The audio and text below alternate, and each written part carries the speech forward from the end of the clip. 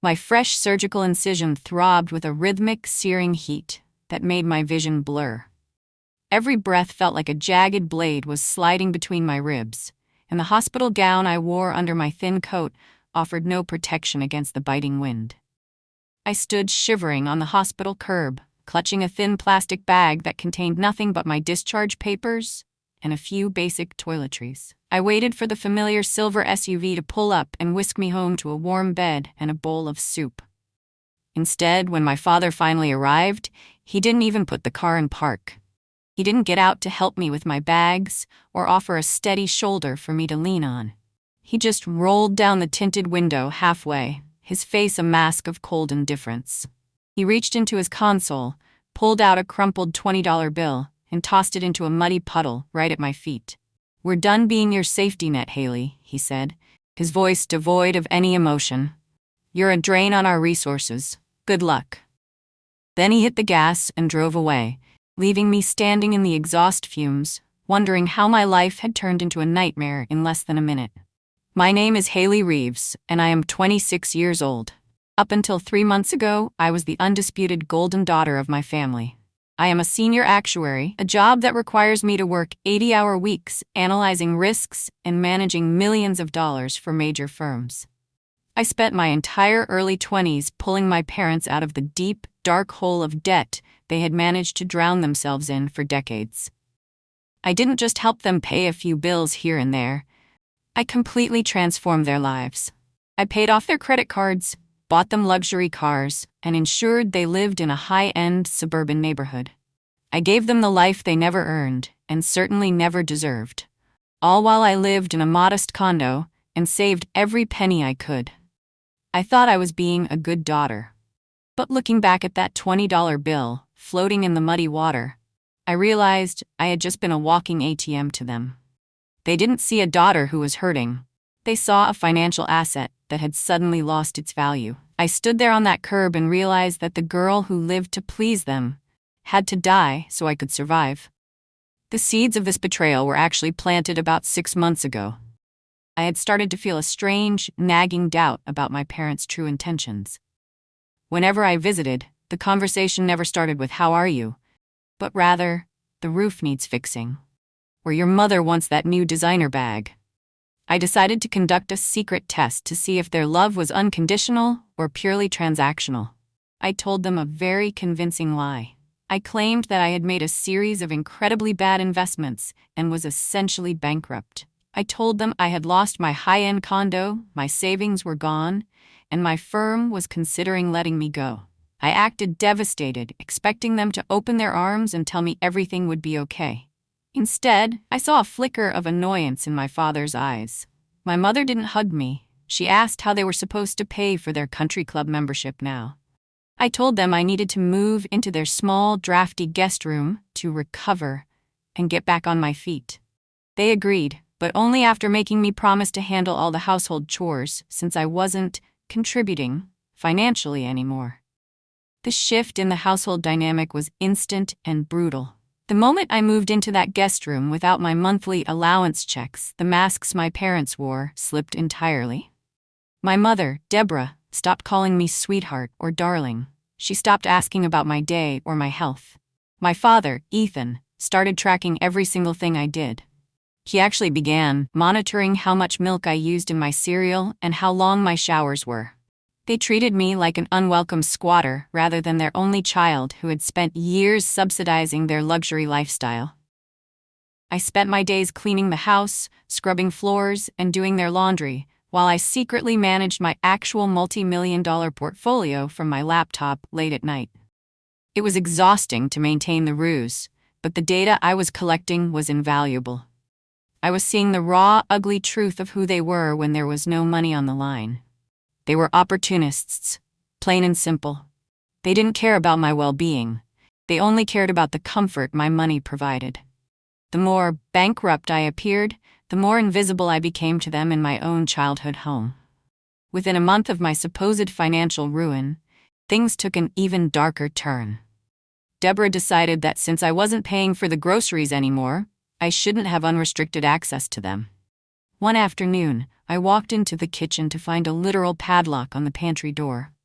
I stood there in shock as she explained that food costs were rising and they couldn't afford to feed a non-contributor. She told me quite coldly that I should start visiting the local food bank if I was hungry, as she didn't want their retirement savings, which I had actually provided, to be wasted on my snacks. I watched them order prime rib and expensive wine for dinner while I sat in my room eating peanut butter crackers I had bought with spare change. The psychological warfare was relentless. They would talk loudly downstairs about how disappointing it was to have a daughter who couldn't manage her own life.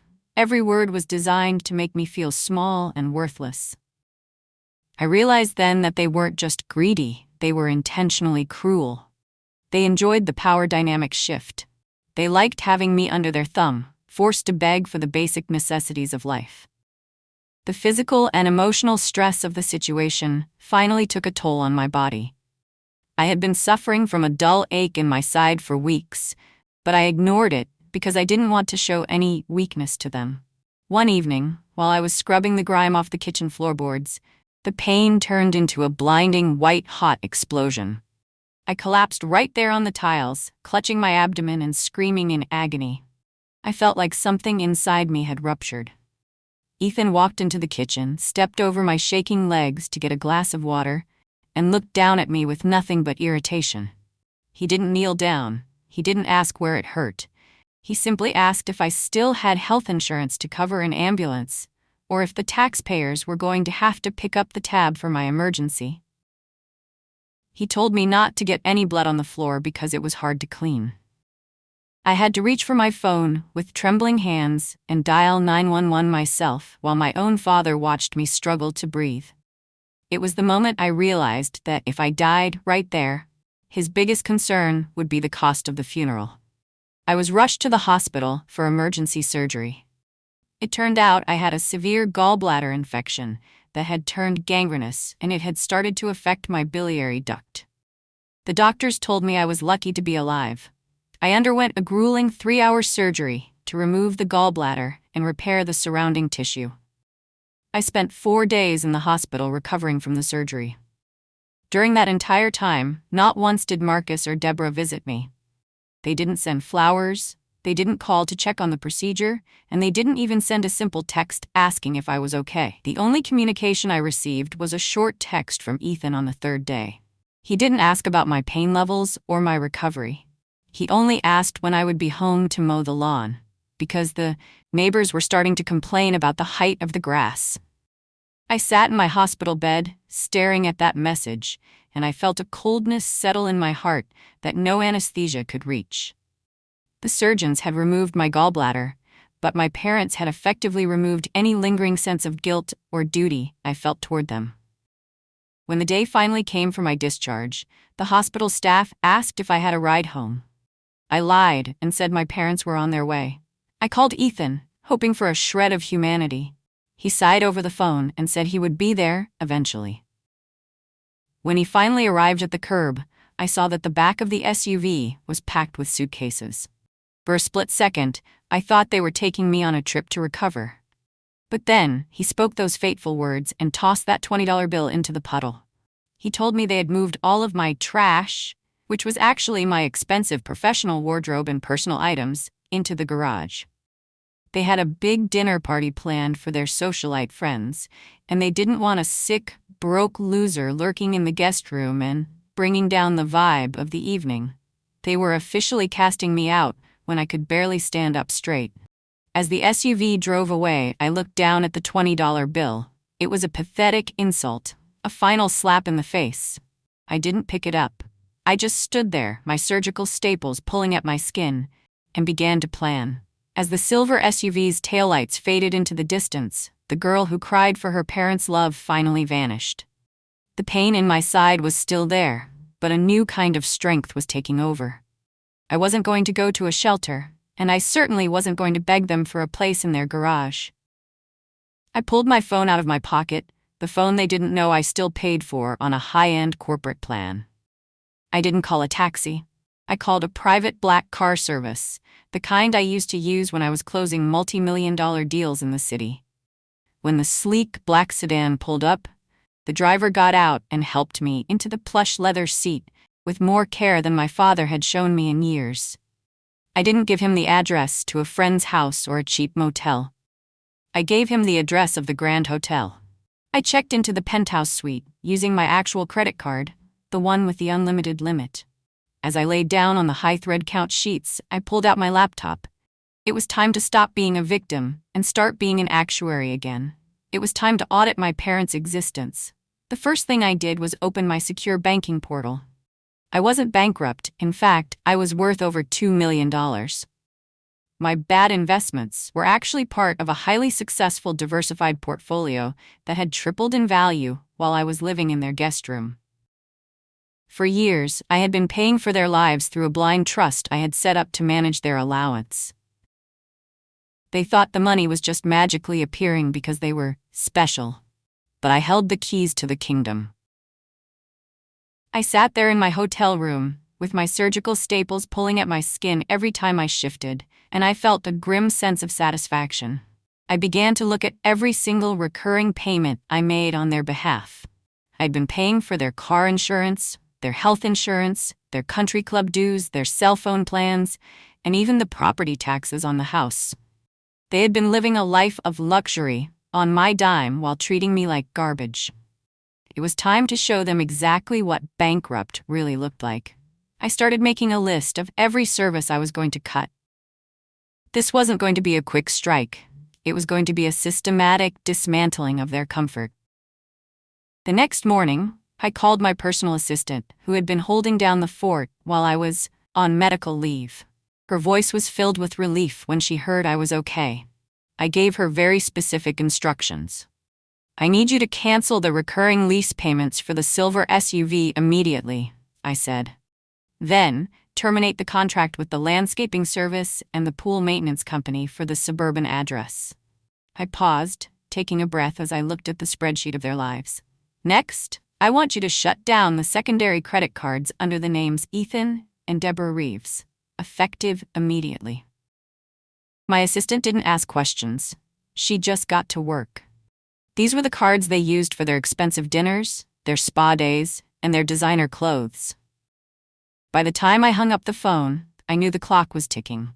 They had no idea that the foundation of their world was being pulled out from under them.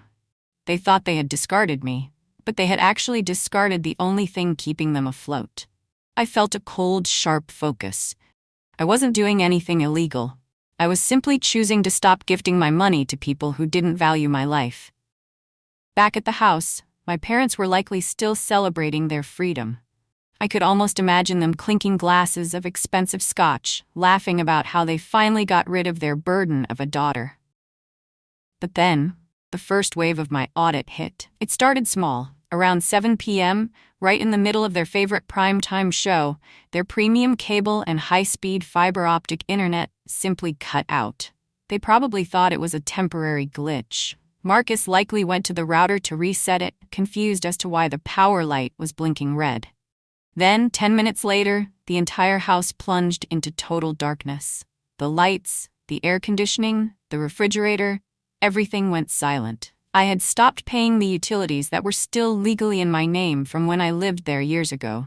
I hadn't even bothered to transfer them because it was easier to just pay the bills myself. Now they were sitting in a silent, dark house, probably fuming about the incompetence of the utility companies. They didn't realize that this was just the beginning. They had wanted me to live in the dark. Now, they could join me there. The next afternoon, Ethan and Deborah decided to escape their dark, quiet house. They dressed in their finest clothes and drove to their favorite high-end steakhouse, the kind where the waiters know your name and the wine list is 20 pages long. They wanted to brag to their socialite friends about how they had finally purged their adult daughter and were reclaiming their lives. They had a lavish meal, ordering the finest cuts of meat and several bottles of vintage wine. When the bill finally arrived, a hefty sum of nearly $500, Ethan reached for his wallet with a flourish. He handed the waiter his primary credit card, the one I had just canceled. A few minutes later, the waiter returned, his expression tight and professional. "I'm sorry, sir, but this card has been declined." Ethan scoffed and handed over Deborah's card. Declined. He tried their backup card. Declined again. The manager had to get involved. The golden couple of the neighborhood was forced to leave their expensive watches as collateral just to get out of the restaurant. They had once felt superior to everyone. Now they were being whispered about by the staff as they slunk toward the exit. My phone started blowing up almost immediately after they left the restaurant. I saw Ethan's name flashing on the screen over and over again. I let it ring for a while, enjoying the silence of my penthouse suite. When I finally answered, I didn't say hello. I just waited. Ethan's voice came through the speaker, distorted by rage and panic. Haylie, what the hell is going on? All our cards are declined. The power is out. The car company just called and said they're repossessing the SUV tomorrow morning. Did you do this? I kept my voice as cold and flat as a morgue slab. I told you I was bankrupt, remember? I guess the bank's finally caught up with everything. I'm sure you understand, since you're so concerned about resources and safety nets. Maybe you should try that food bank you recommended to me? Or perhaps you can mow a few more lawns to pay the electric bill. I didn't wait for him to respond. I just hung up.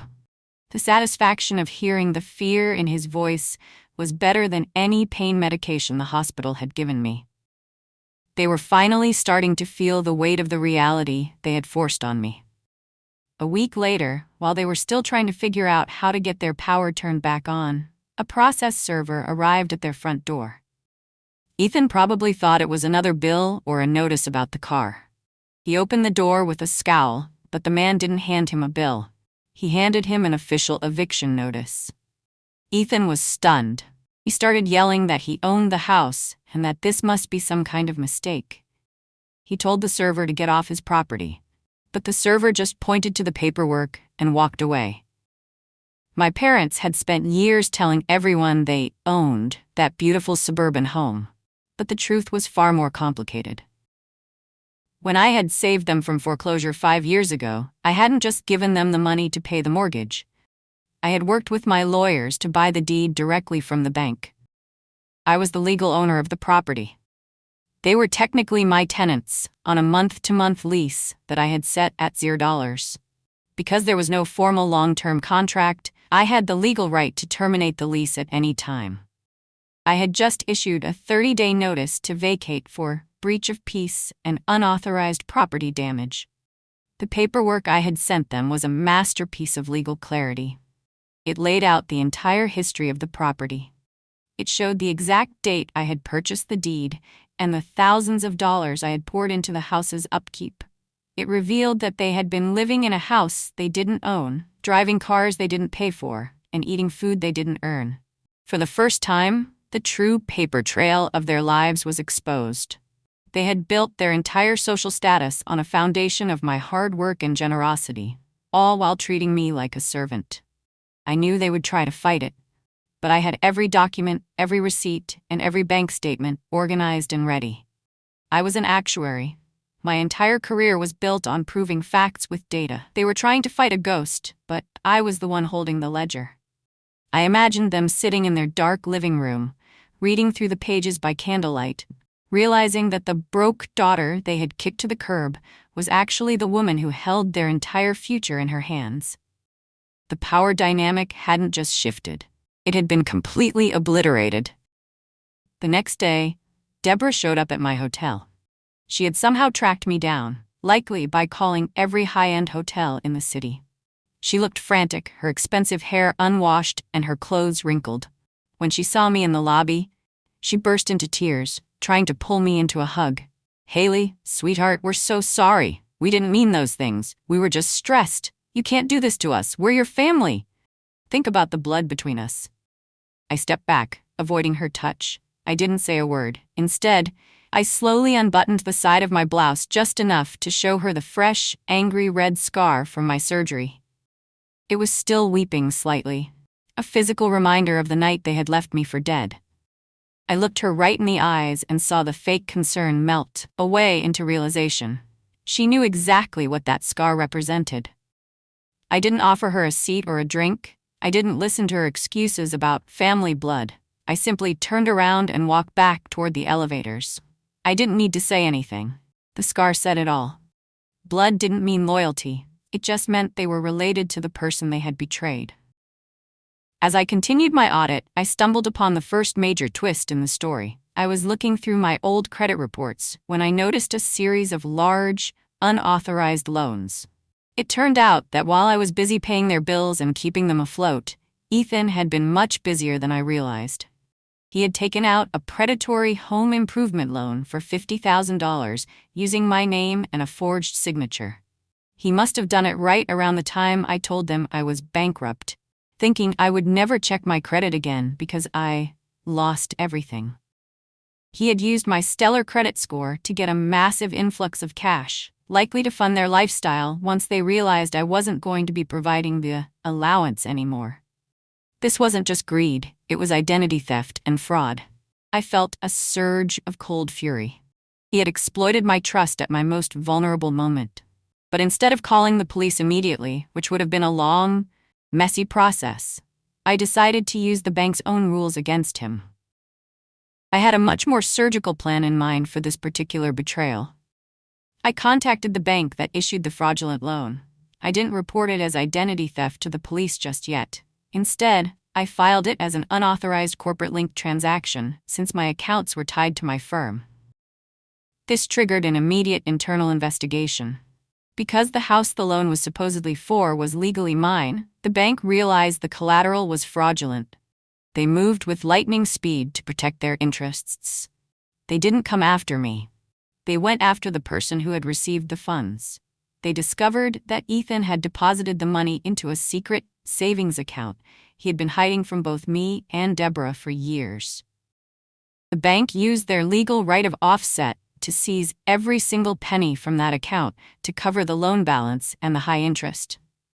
Ethan woke up to find his secret nest egg, his only remaining lifeline, completely wiped out. He had tried to steal from my future, but he ended up destroying his own. He was now truly broke, and he couldn't even complain about it without admitting to Deborah that he had been hiding money from her all along.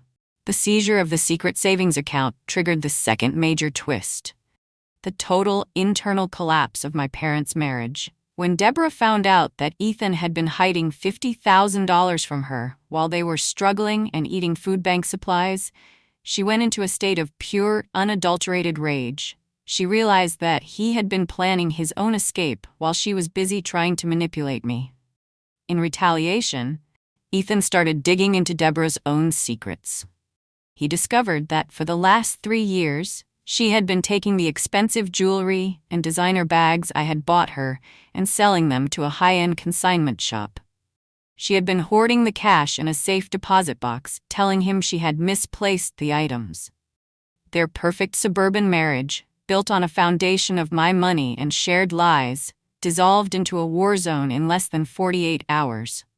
They were screaming at each other in the dark, empty house, each accusing the other of being the real traitor. They weren't a team anymore. They were two predators who had run out of prey and were now eating each other. It was the ultimate poetic justice. In a desperate final attempt to regain control, Ethan tried to sue me. He hired a bottom-tier lawyer and filed a lawsuit for elderly abandonment and intentional infliction of emotional distress. He claimed that I had lured them into a position of dependency and then cruelly cut them off. During the mandatory deposition, his lawyer arrogantly asked for my full financial records, thinking they would prove I had the means to support them and was just being petty. I was more than happy to provide them. I produced a 500-page document that detailed every single cent I had spent on them over the last 5 years. It showed the total sum was over $400,000. When the judge looked at the records, his eyes went wide. He didn't just dismiss the case, he gave Ethan a scathing lecture about the definition of entitlement. He ruled that the lawsuit was frivolous and filed in bad faith. To top it all off, the judge ordered Ethan to pay my legal fees, which amounted to another $15,000 he didn't have. He had gone into a courtroom looking for a payday and walked out with a massive debt and a reputation for being a parasitic father. The 30-day eviction notice was up, but Ethan and Deborah refused to leave the house. They barricaded the doors and changed the locks, screaming through the windows that they would die before they let me take their home. They thought I would call the police and have them forcibly removed, which would give them a chance to play the victim on local news. But I wasn't going to give them that satisfaction. I didn't call the police. I did something much more permanent. I had been in talks with a major commercial developer for weeks. The neighborhood was being rezoned, and the lot my parents' house sat on was in a prime location. I sold the house and the land to the developer for a massive profit. The developer didn't want the house. They wanted the lot to build a public dog park as part of a new luxury condo project. I signed the papers and handed over the keys to the demolition crew. I told them they were free to begin their work as soon as the occupants were legally cleared, which my lawyers had already handled through the final eviction order. The day the bulldozers arrived was the day of the final, most significant twist. Ethan and Deborah were finally forced out onto the curb by the sheriff's deputies. They stood there with their few remaining suitcases, shivering in a sudden, cold downpour, the exact same way I had stood outside the hospital. They looked old, broken, and small. As the demolition crew began to put up the safety fencing around the house they had loved so much, I pulled up to the curb in my brand new car. I rolled down the window, looking out at the two people who had once been my entire world. Ethan looked at me, his eyes filled with a mixture of hatred and desperate hope. He started to walk toward the car, probably thinking I was there to save them at the last second. But I wasn't there to save them. I reached into my purse and pulled out a small, plastic bag. Inside was a crumpled, mud-stained $20 bill. It was the exact same bill Ethan had thrown into the puddle on the day of my surgery. I had gone back that night and picked it up, keeping it as a cold, hard reminder of what they were worth. I held the bill out the window, letting the rain soak it once again.